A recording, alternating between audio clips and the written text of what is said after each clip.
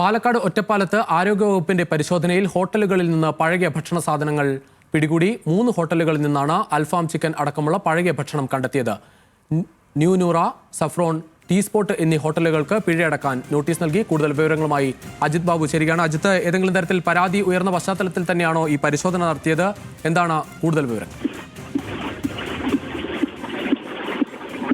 നിത്യേന 100 കണക്കിന് ആളുകൾ ഇത്തരത്തിൽ ഫാസ്റ്റ് ഫുഡിനായി ആശ്രയിക്കുന്ന കടകളാണ് ഇത് മൂന്നും. ന്യൂ നൂറ, സഫ്രോൺ മന്തി, ടീ സ്പോട്ട് എന്നീ 3 സ്ഥാപനങ്ങൾ. അവിടെയാണ് ഇത്തരത്തിൽ പഴകിയ ഭക്ഷണങ്ങൾ പിടിക്കുന്ന സാഹചര്യം ഉണ്ടായത്.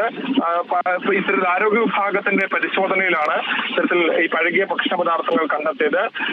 ഈ എൻഫോഴ്സ്മെന്റ് സ്ക്വാഡിന്റെ പരിശോധന നടക്കുന്ന സമയത്ത് ഭക്ഷ്യയോഗ്യമില്ലാത്ത പഴകിയ ഭക്ഷണ പദാർത്ഥങ്ങളായ chicken, mayonnaise, biryani rice, noodles, വേവിച്ച ശേഷം ഫ്രീസറിനുള്ളിൽ സൂക്ഷിച്ചിരുന്ന ചിക്കൻ, ബീഫ് പദാർത്ഥങ്ങൾ തുടങ്ങിയവ പിടിച്ചെടുക്കുന്ന സാഹചര്യമാണ് ഉണ്ടായത്.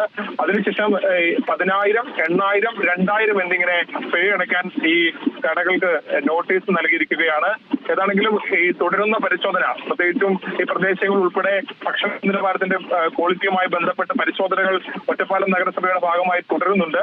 അതിന്റെ തുടർച്ചയിലാണ് ഇപ്പോൾ ഈ പരിശോധനയിൽ പഴകിയ ഭക്ഷണ പദാർത്ഥങ്ങൾ കണ്ടെടുക്കുകയും അവിടെ പിഴയടക്കാൻ നോട്ടീസ് നൽകുകയും ചെയ്തത്. ശരി.